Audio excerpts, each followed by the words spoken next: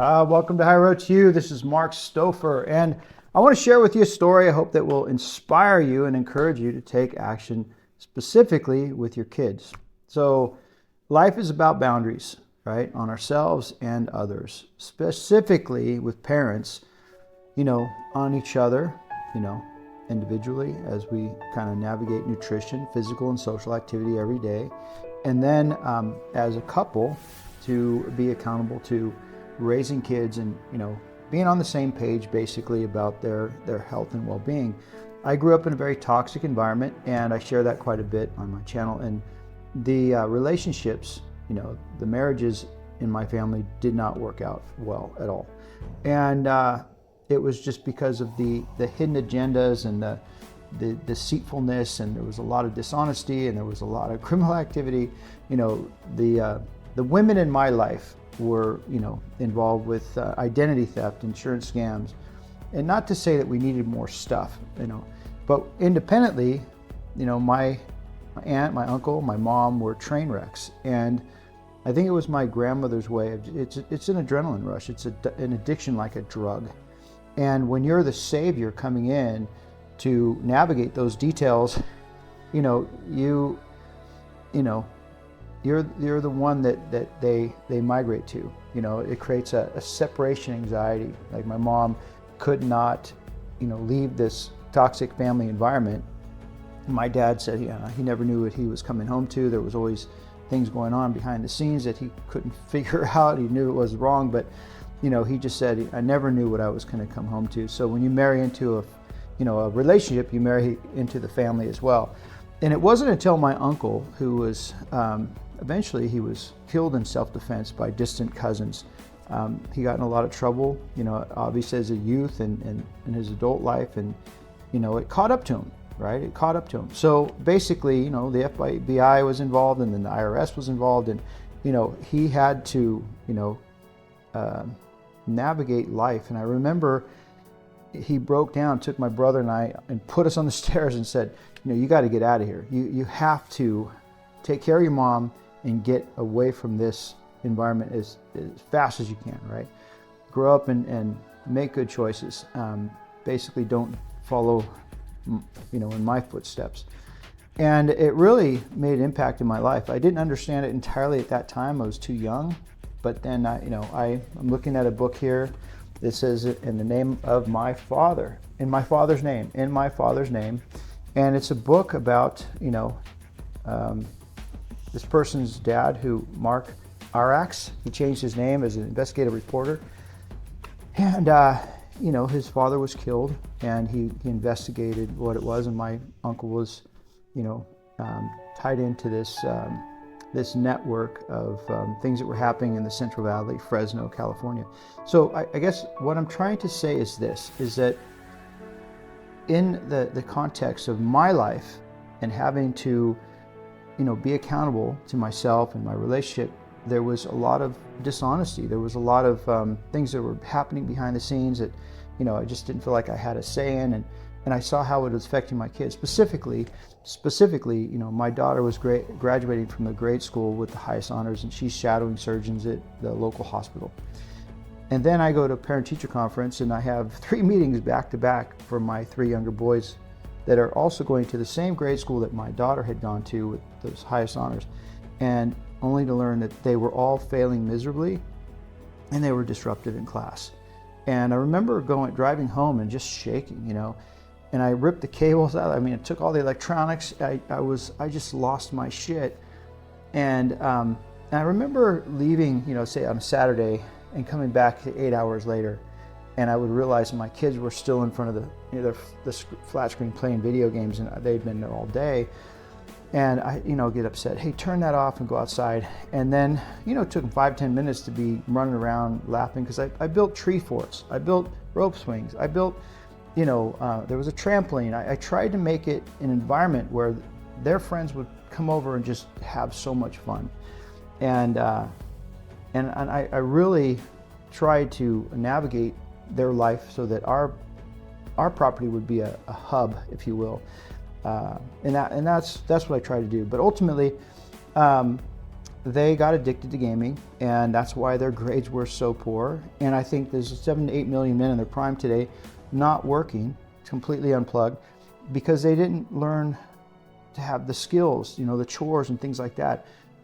But what I also realized is that my kids were overwhelmed. If I said clean your room, it was just like deer in the headlights. It was just overwhelming. They spent all day trying to clean the room, but it was just so much stuff. And what I realized is that it wasn't fair to them.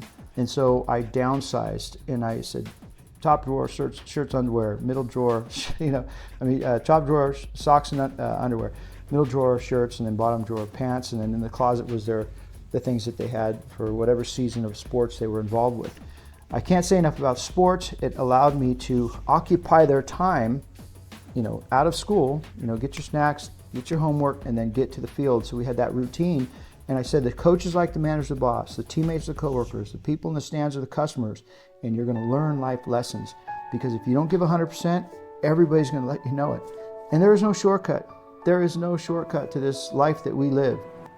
You're always being observed, and it always affects the company culture.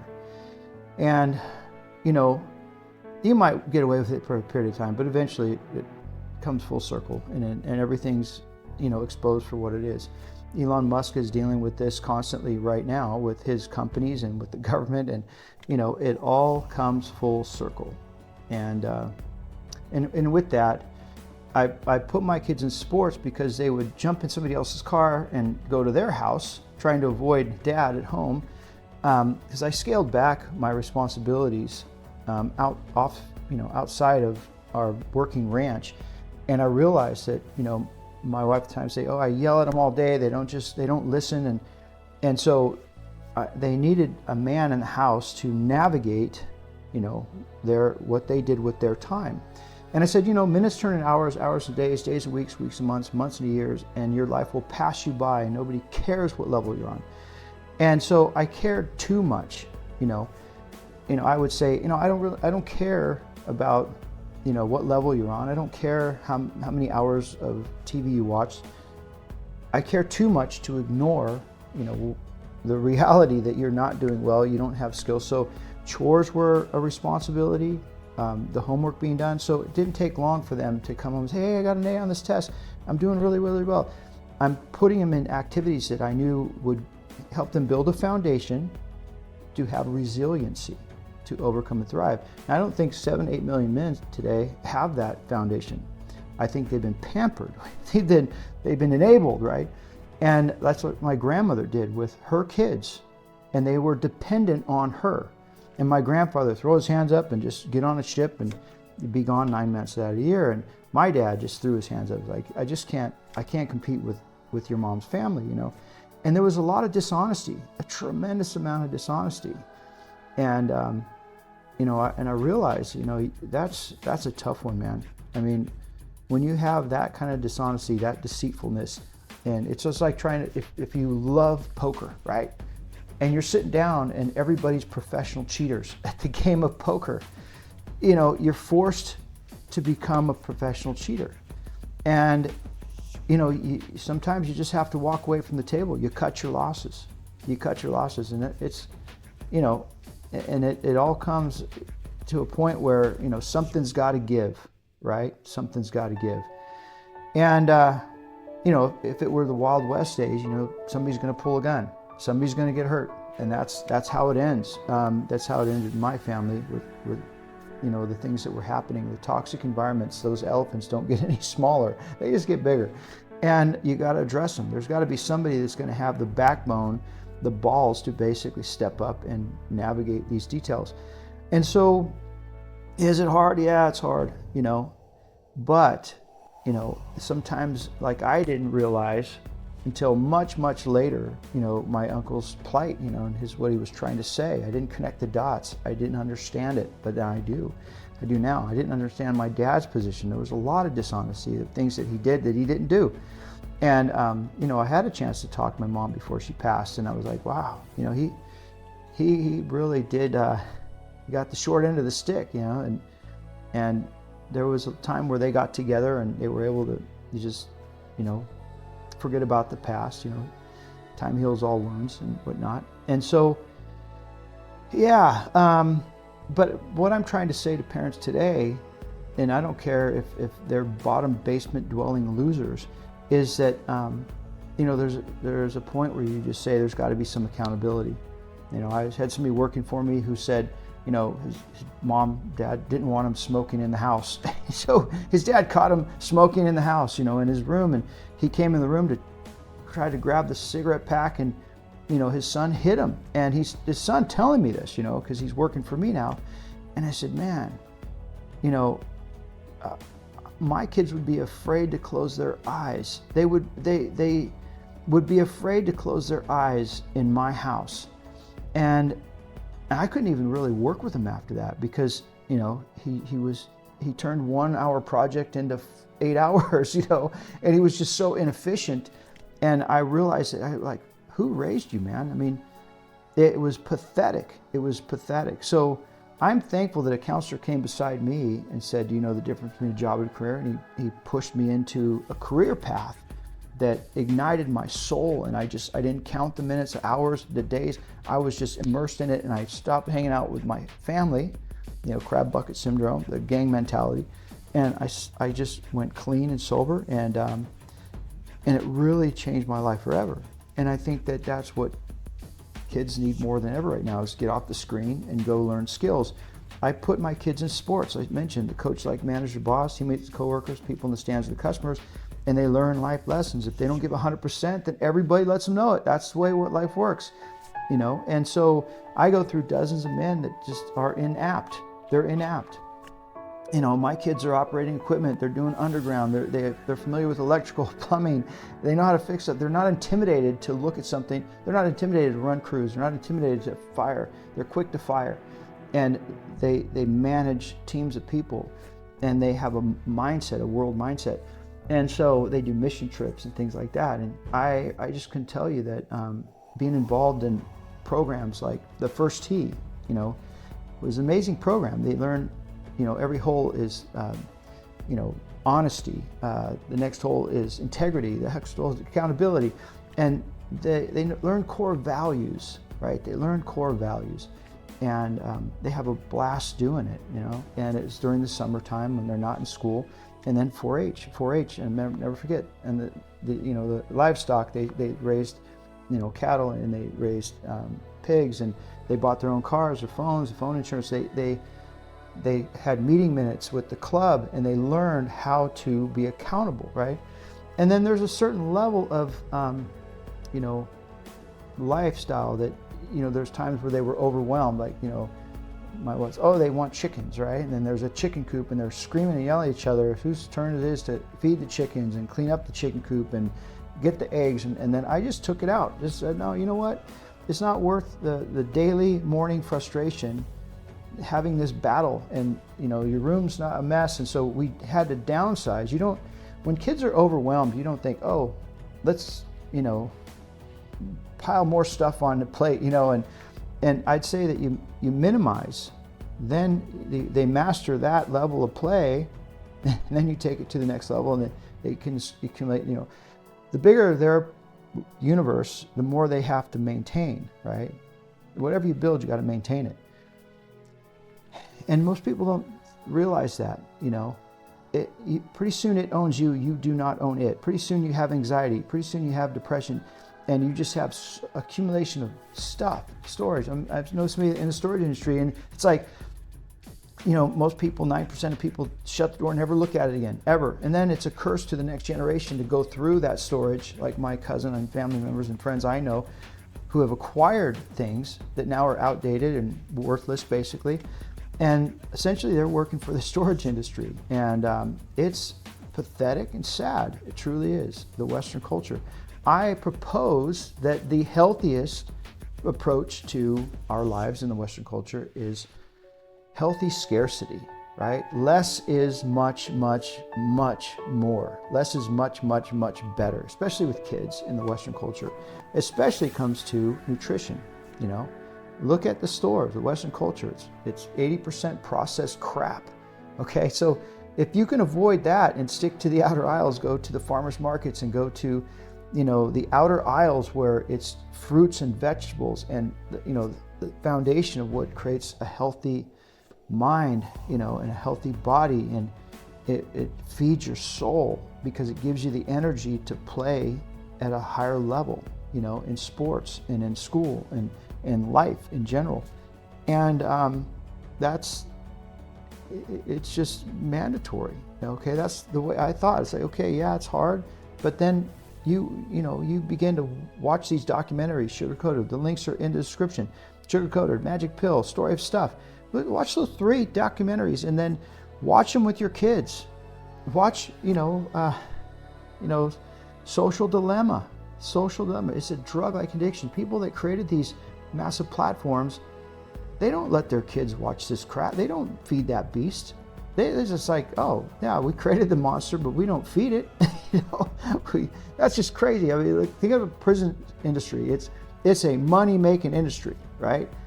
Private equity firms are jumping into this industry because, bottom feeders, man, they just take the bait. They're just taking the bait, and it's pathetic. I propose that, if we don't have to have jobs, if robotics and innovations are going to come into play, then we should focus on healthy scarcity. We don't need toxic industry to create jobs. That is the biggest blessing that could come. We don't have to subject ourselves to the toxic industries in our Western culture. Watch the documentaries, watch Sugar Coated, watch Magic Pill, watch Social Dilemma with your kids, with people that you love and care about, right? And it just gives you the awareness to overcome and thrive. Gives you the awareness so that you can build a foundation to have the resiliency to not make those choices to go down that rabbit hole. Don't take the bait. Don't take the bait. And allow your youngest kids to be aware, they don't have to have a phone in their face. That screen is the major distraction, okay?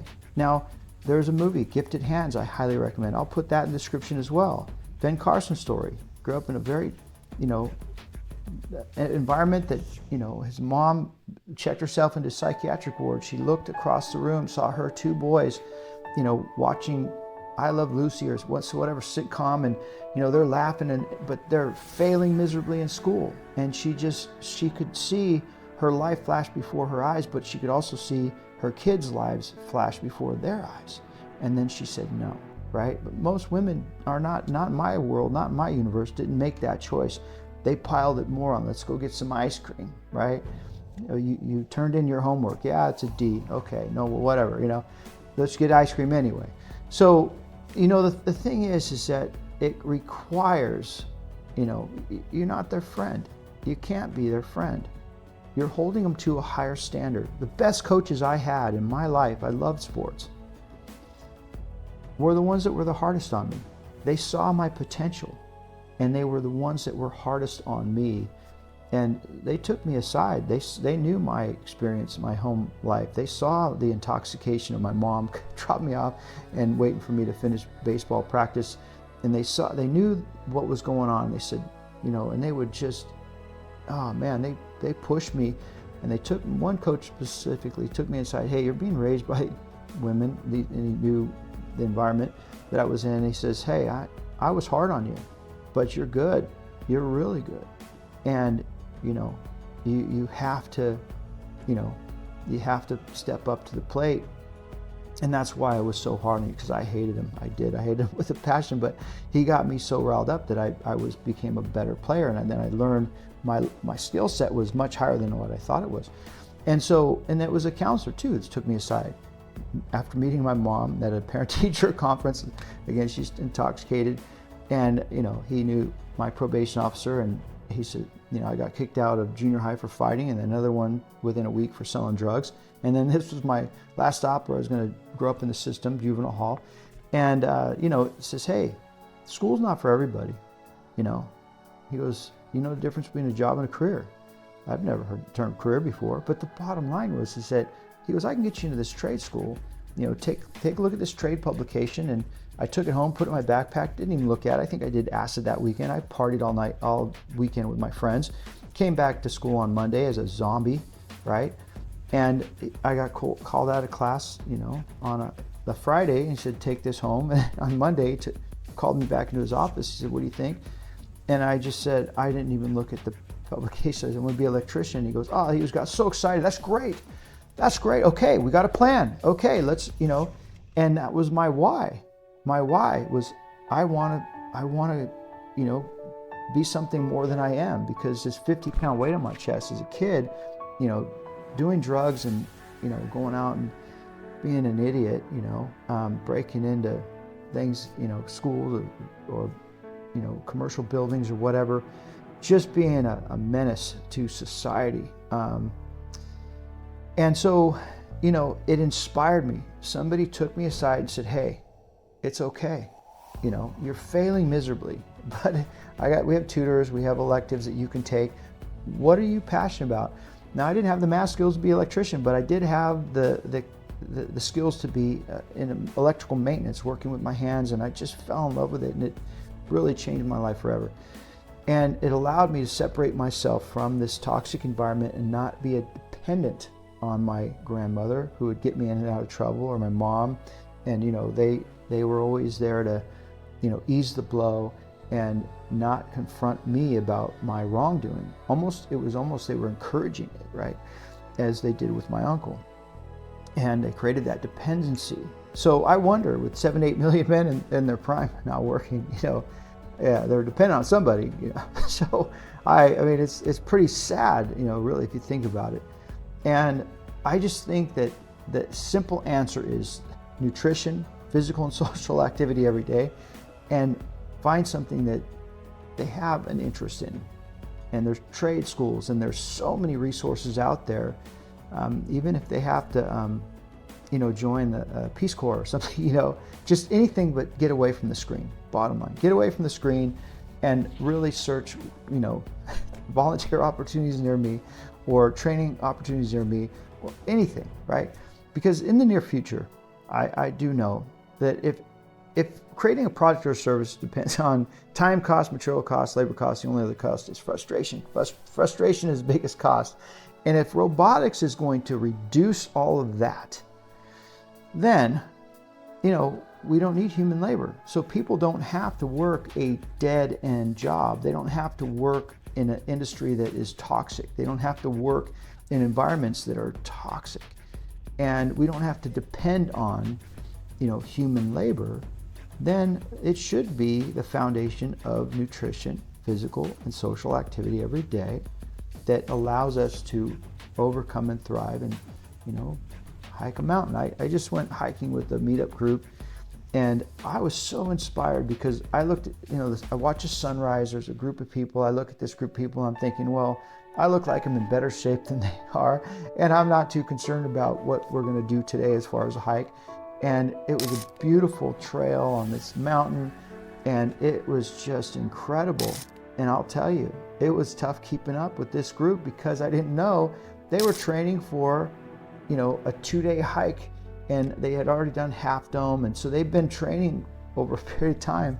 And it was just inspiring. It was inspiring. I'm still sore today, but the top of that mountain, it was just incredible. And just incredible, healthy people that I'm involved with in the business environment, pitching ideas and learning how to pitch, and it's so exciting. And they have, weekend hikes, and they have game nights and movie nights, and they're just really amazing people that you get to surround yourself with, and just be in those healthy environments where opportunities present themselves. That's what I'm saying. And there's no dependency. Everybody's interdependent, and they're working with each other's skills, and they're God-given gifts, right? So it's exciting. It really is exciting. And so I highly recommend meetup.com. There was a gentleman that said, hey, what am I supposed to do? I live in a dead end, this, that, and the other, and there's nothing to do. And so it's like, okay, so you just either you loiter in front of, I loitered in front of a convenience store all summer long, bumming quarters to play asteroids, right? That was my addiction back in the day, and Pac-Man or whatever. And I realized, man, this is going nowhere. This is stupid, right? And somebody comes and says, hey, where are you going? And they're in the car, they're going to go drinking up in the mountains or whatever, and then that gets even more stupid. So the bottom line is I had to find a healthy outlet, and school was it.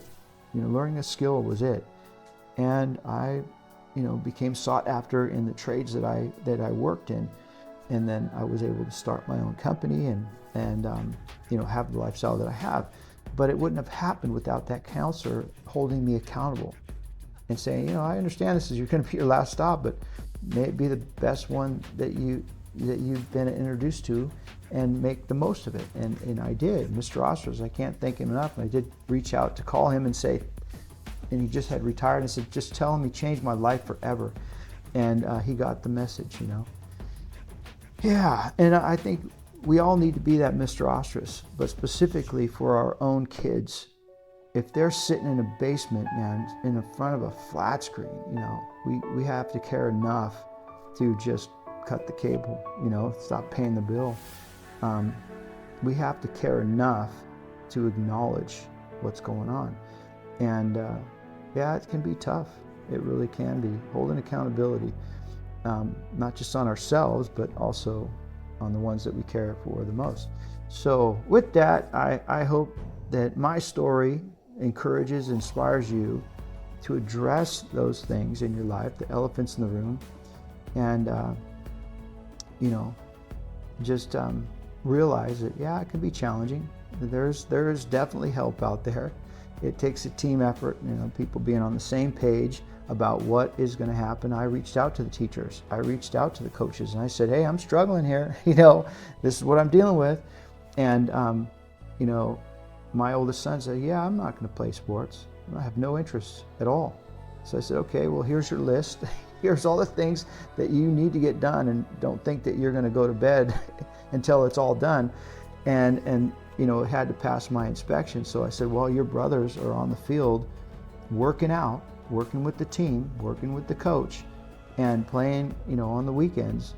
This is for every minute they're on the field, you're going to be doing the chores. And if you want to go head to head with me, right? So I could be considered a little unreasonable, but because of their lifestyle and because of, the quality of their life, I'm